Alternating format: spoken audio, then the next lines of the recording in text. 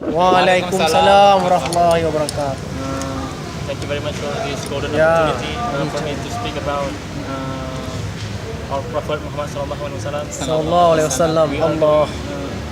I'm going to tell about one inspiring hadith that is spread salam and give food for people, feed people, and then spread from me. Even though only one ayat spread from me. Okay? Allah. And then I want to talk about the shining example from our Prophet Muhammad Sallallahu alaihi wasallam. He is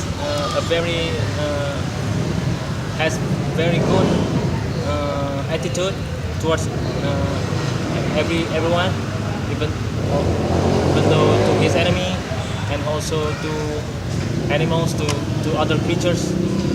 And then he has awe-inspiring behavior, utmost quality, and he has the most perfect physical appearance and most perfect mental appearance, mental attitude, and also he gave a lot of example. He has given a lot of example to every human being. He is sent not only to Arabian but also to non-Arabian.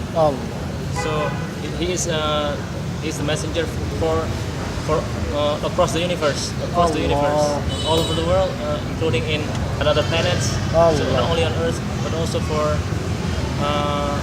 other creatures like jinns, like jinns, and also for